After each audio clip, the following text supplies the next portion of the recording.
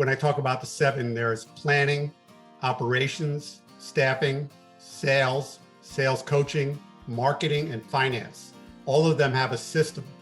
And even if you have one page, you have a system. And it taught me about that if it's not in plain English, and if it's not being read, and if it's not in the culture, it isn't worth, even if you bother to put it down on the page. The following is brought to you by Thryv, the end-to-end client experience platform that helps you get the job, manage the job, and get credit.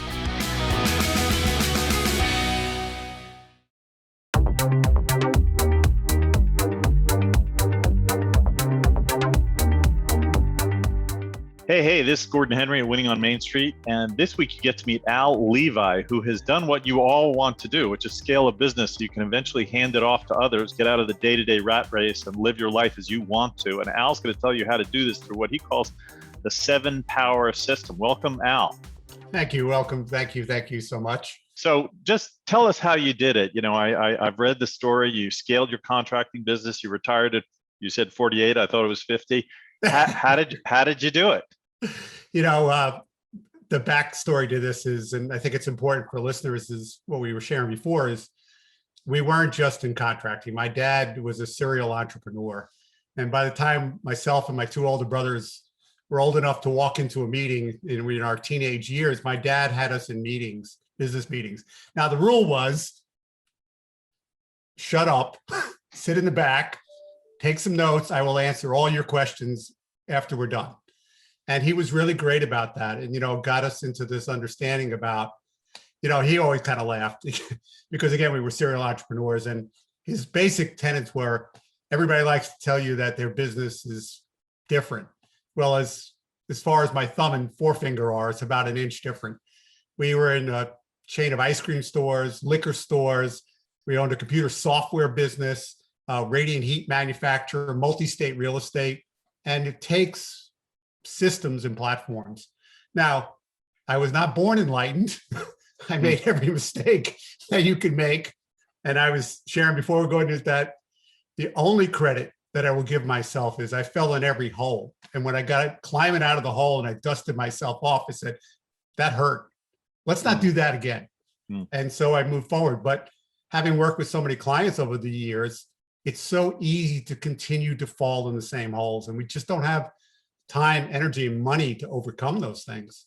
So what we did, you know, by the time myself and my brothers showed up, we were 3rd generation at the company. My grandfather's gas station back in 1936 is where everything started.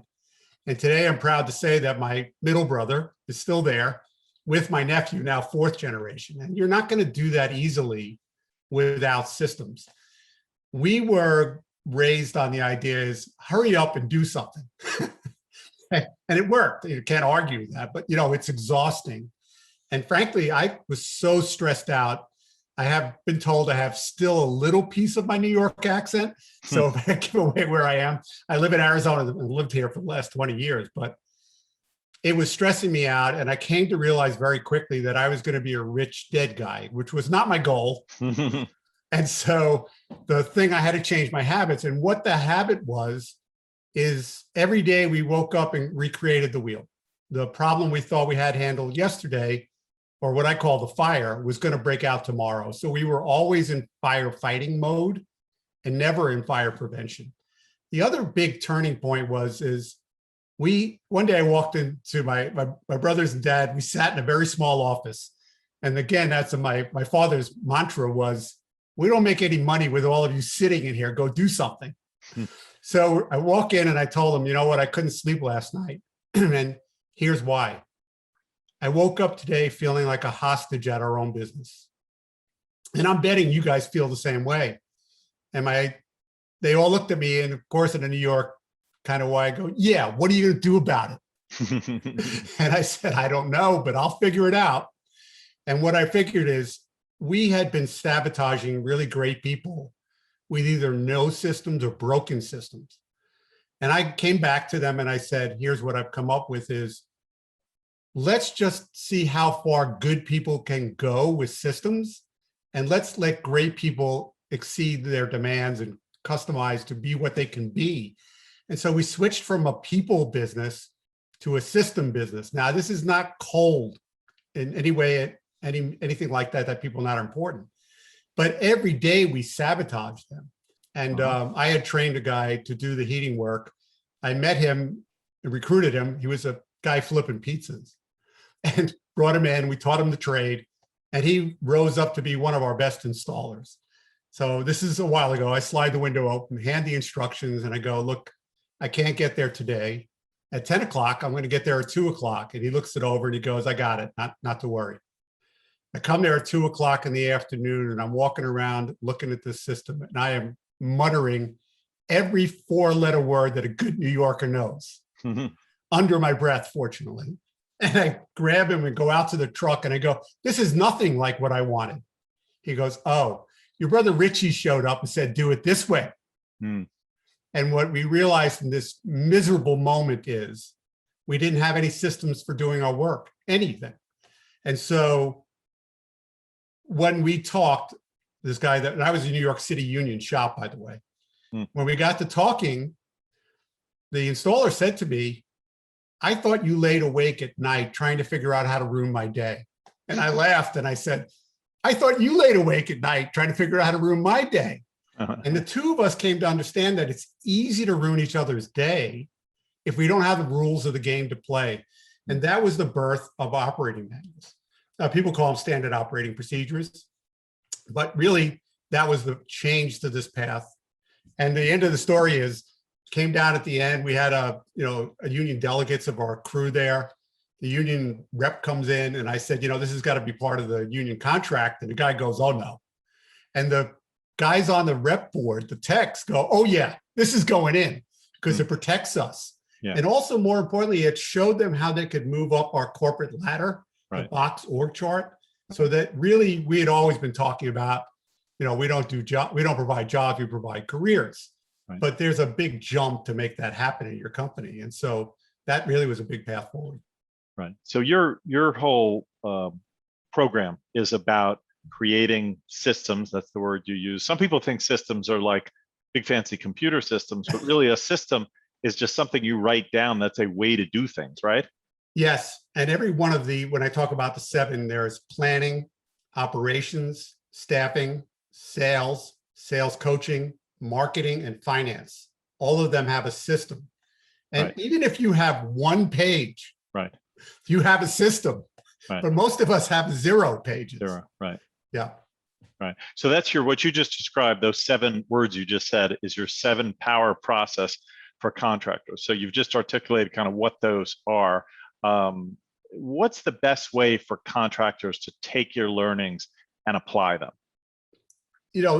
The best thing when I was doing one-to-one is I was doing planning power, and I would actually go on site because being technical at the way that I was is I had to get under the hood, had to lift the hood up to find out what was going on. And what I used to say is, guys wanted me to consult remotely.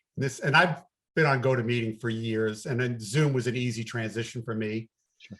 But it's, there's a difference between FaceTime and face-to-face time. Mm-hmm. And I had to go there and see what was really broken. I had to talk and have private meetings with a couple of the key people, which I never shared with the owners unless it was like 4 people sat in a chair and told me the same thing. And so it was so important to get the plan right, because most business owners are so busy that the last thing they think about is a plan. Yep. So the analogy that I would use is a little dated because of GPS, but imagine you live in New York and you want to end up in LA and you're taking a car trip. Well, it'd be nice to have a map and even be nice to have GPS. And without that plan, you're just at the mercy of wherever the road takes you. And most of us business owners are so focused on getting the craziness of today, we don't pull up and look at a plan. And I'm not a fan of 10-year plans. I really believe in a 3 to 5 year plan. So what I start in planning power is usually it's 100 to 125 projects and habits. Key thing is it's not just projects, it's good habits, like steps of corrective action, steps of delegation.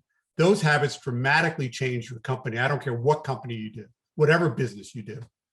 And so we get this big, think of a funnel. the top of the funnel is this big list. Well, how does it move down? So it moves down that list with two giant strainers.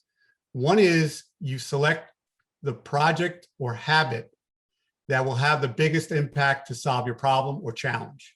The second strainer is what's going to give you the greatest chance to grow and be profitable. And once you filter this list, you arrive at what I call the top 30. And the top 30 is what you and I are going to agree is next year, when we're having this Zoom, how many of those 30 did you get done? Now, the problem is I don't care how big, and I've worked with $100 million companies. I don't care how big you are. Working on 30 things at one time is just going to drive people batty. And so you have to funnel it one more time with those same strainers and arrive at your top 5.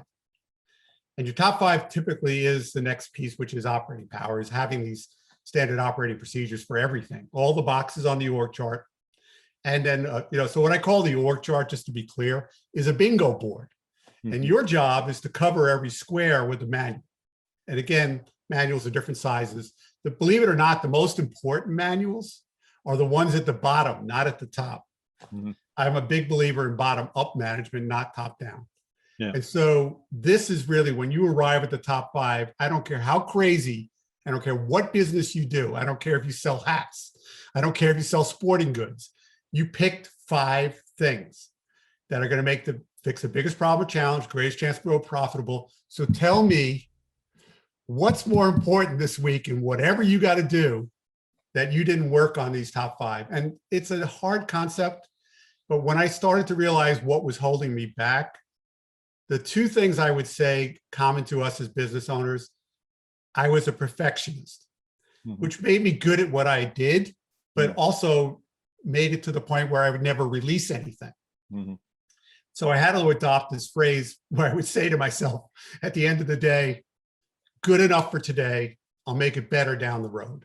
And that was able to get the car on the road. And the analogy I use for perfection when I'm trying to explain it to clients is, my car is out on the road winning the race, and yours is still in the garage and will always be if you're waiting for perfect.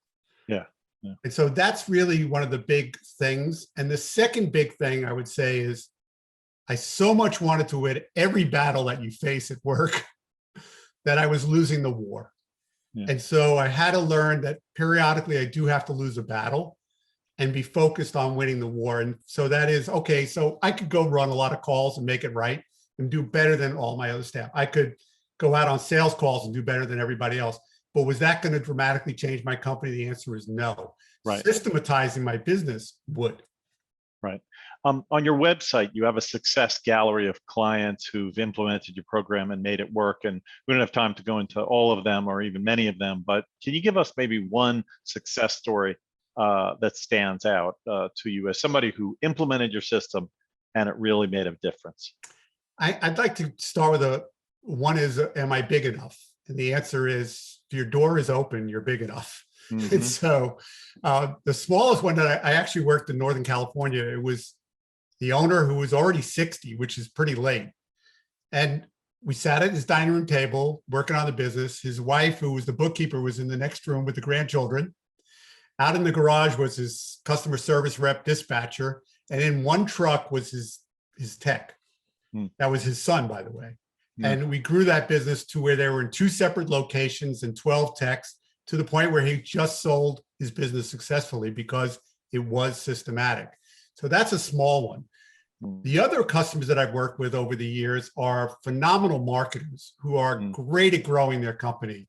But the problem is every time the phone rings, it's gasoline to a fire and they don't know how to handle it. So I have to come in and put the foundation underneath it and correct it. So there's a great company I work with, does garage in like 17 different states in the country. And was that Tommy Mello? It's Tommy Mello. I saw Tommy Mello on your website. Tommy was on our show a couple weeks ago. So yeah, he is phenomenal. I mean, just a powerhouse. And it was difficult because, making Tommy sit still was not an easy thing. He's just a powerhouse of energy. And the good news is, even at this stage, I'm pretty passionate. So the two of us, we got a system in place where he could replicate his business, not just here in Phoenix, but anywhere that he went. And he's just killing it in a great way. That's the power of systematizing your business. Yeah. What I love about your approach is that it's simple. It's not rocket science. In fact, it seems obvious to me. Was there anything unique about your business that made it different, or do you think your system can really apply to all businesses?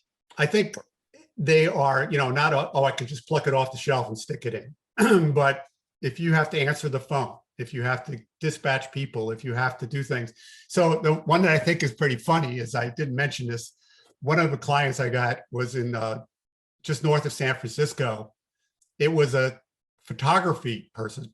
And they had found me through, the internet. Yeah. And they called me up and go, I read all your stuff. You have to come help me. And I go, I take pictures, but I don't know about photography. And she goes, look. The people who answer the phone for you, that's the people who organize the stuff. The people who decide where all these photographers go is the dispatcher. The photographer is nothing more than a glorified technician. And she was absolutely right. Yeah, I got it. In just a minute, we're going to get back to talking about your 7 powers.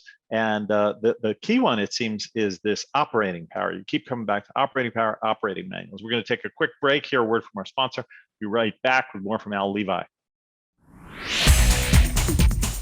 This episode of Winning on Main Street is brought to you by Thryv, the end-to-end client experience platform that includes everything small business owners need to meet their customers' expectations. Thryv's award-winning and fully mobile interface delivers technology previously reserved for big business to the fingertips of small business owners nationwide. Thryv's built specifically for small business, but there's nothing small about what it can do. Thryv handles your entire customer experience, helping business owners reach more customers, stay organized, get paid faster, and generate online reviews, all from a single device or screen.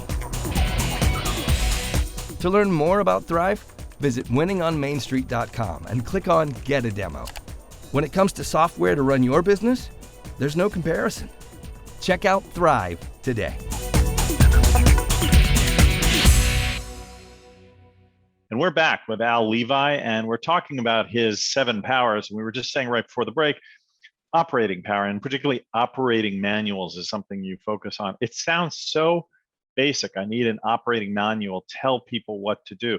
And yet, I guess what you found is that most companies just don't even write down what they expect their employees to do. Exactly. And I didn't for years. And really, to tell you the seminal story here, there's so many points like I was talking about before in that story, but I was lucky enough to have one of the industry giants in the heating thing in my truck and also be one of my best friends. And we had gone to go do a call, and to get in the truck. Okay, I'm dating myself, but if you're looking at the video, that should be obvious. So my big telephone is ringing and they're looking for me. The two-way radio is asking for me, and the pager on my belt is going off. And my friend looks over to me, and he was always great at holding up the truth mirror to me, whether I liked it or not. And he said, "You think that's normal, don't you?" And in the moment, I thought to myself, yeah, it is normal, and I hate it. And 1 second later, I said, look at me. Look how important I am. This place would fall apart without me. And so I had to recognize who I was. And so I came up with the 3 identities. I was addicted to being a rescuer. I was addicted to being a guru. And I was addicted to being a fireman. And until I was willing to give it up, I wouldn't put the words on the page or on a digital device, which is how we do it today. And so finally I did. Now I had manuals. I had an employee manual. I went to court, told you I was in New York City shop, really proud of it. It was big. And I walk into court thinking I've got a strong case here. And the judge looks at it, looks at me, and he goes, "Do you run meetings on this?" And I go, "No." He goes, "Do you think this is written in plain English that anybody would understand it?" And I go, "I guess." He goes, "Case dismissed." And I was crushed. But the good news is I was 25. And it taught me about that if it's not in plain English, and if it's not being read, and if it's not in the culture, it isn't worth, even if you bothered to put it down on the page. So I spent a year sitting in each of the boxes, just putting the outline together. Hear this correctly, an outline for every box. And when I still couldn't do it, and I was again the same guy who was with me with the truth mirror, happened to be a great writer. And he goes, look, I know you want to do these manuals, but I also know you. You want to go in your office, write it down, and come out like it's the 10 Commandments and thou shalt obey. And he goes, it's not going to work.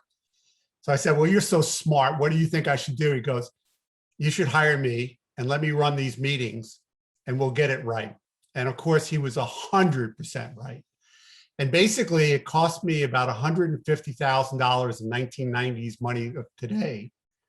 And we paid it off in 2 years by decreasing the things, fire that we talked about, not having to go back. Insurance claims were less. And then when they happened, they were way less.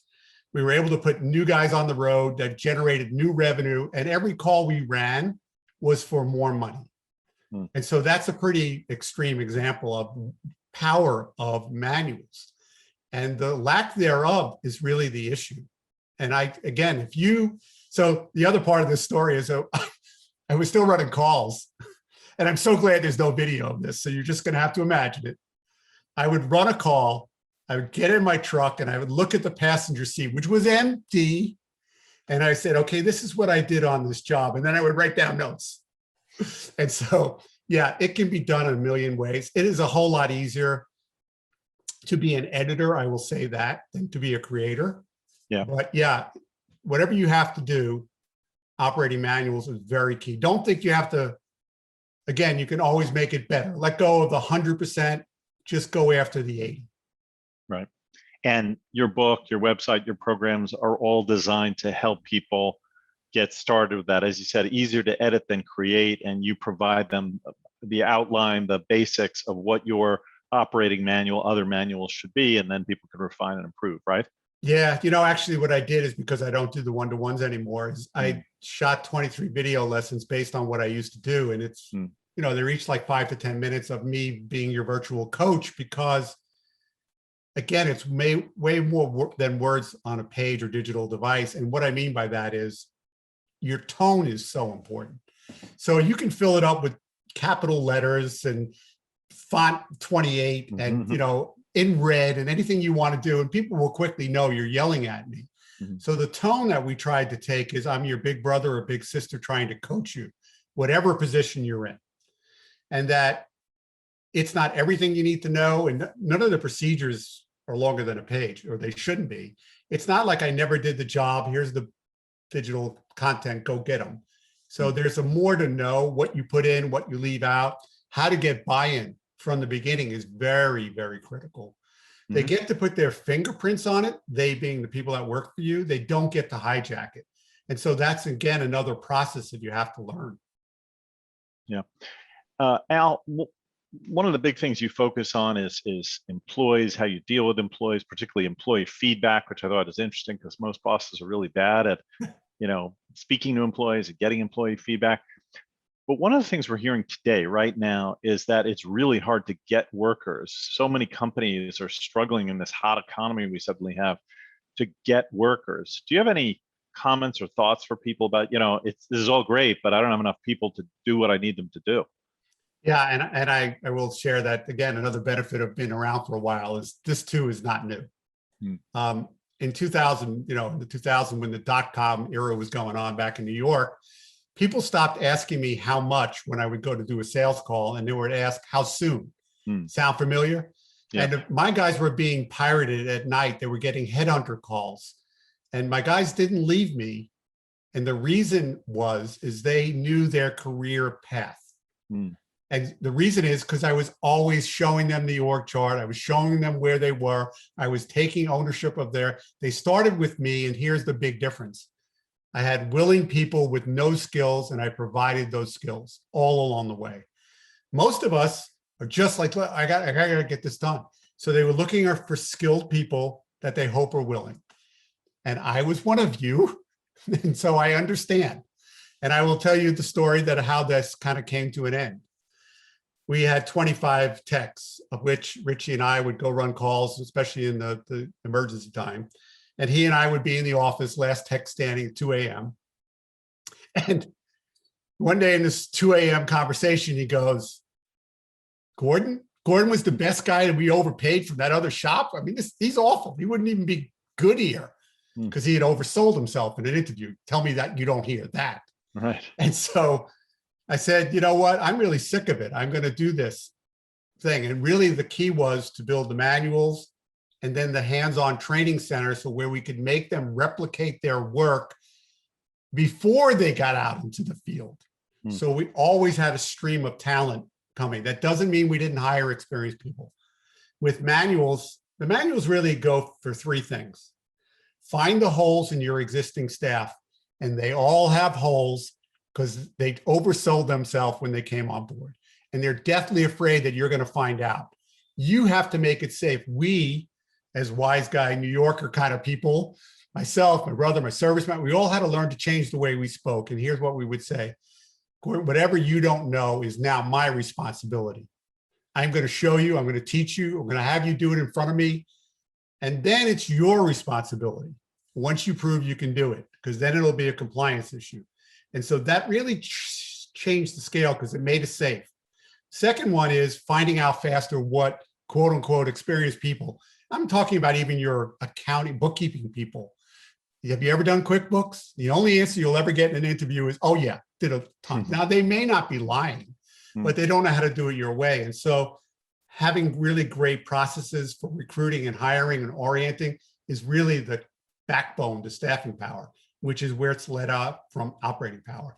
Recruiting, hiring, orienting, training, retaining, 5 pieces to staffing power done right. So as to, I need them right now, I hear you. Do what you have to do. But reality is, and this is a great friend who's a co-consultant with me all the time. She uses the great line, which is, when's the best time to plant an oak tree? And I said, I don't know. She goes, 10 years ago and today. Because if you don't start today, you're going to be back here again in this same mix. And it doesn't take as long as you think. Right. So yeah, you have to be recruiting in all of these areas. And the other thing that Tommy and Tommy was a great example of this. He totally got this. He is a phenomenal marketer. So just to get that out there, I said, you have to be as great a marketer at marketing as you are recruiting. Because what is recruiting? Recruiting is just great marketing aimed at that audience. So you got to put money into the gas tank, right? Yep. You have to have, where are those people? They're out there. Now they're not in newspapers. They're in social media. They go to Glassdoor. They need your YouTube videos. They need your staff telling them, hey, this is a great place to work. Because what I learned so many years ago was, it's interesting what I have to say about how great I am, but really what you want to know is somebody that looks like you. Yeah, for sure. Yeah. So Al, before we go, I want to mention, our company Thryv makes a software for small businesses that's really a CRM, and it's a way for small businesses to capture all their customer information in a database and to systematize the way they communicate with their customers from the first appointment all the way through the estimates, the invoices, payments, and even the referrals. And you didn't touch much on technology, but it seems to me more and more small businesses need to look at technology as part of the way they scale. Don't you agree? Oh, absolutely. I mean, it's that, like I said, we talk about words on a page, but it's all digital devices today. Nobody's looking at any paper anymore. And also the ability to use good CRM, because customer experience is so much better. Yeah. There's nothing like calling up and going, you were here 3 times and you look and go, really? Because we don't see anything. Right. So it's all about technology. Matter of fact, on the org chart, there are internal people now. It used to be just external, but there are people on board that have to know a lot about IT, because you just can't function. Yeah, absolutely. Well, we're about out of time, but it's been fantastic having you, and thank you. And I want to mention the name of the book is The 7-Power Contractor. Run your contracting business with less stress and more success. The website is 7powercontractor.com. Thanks for coming in today, Al. Thank you for having me on. I appreciate it. If you enjoyed this podcast, please subscribe and tell a friend or colleague to subscribe, and leave us a 5-star review. We'd really appreciate it. Until next time, make it a great week.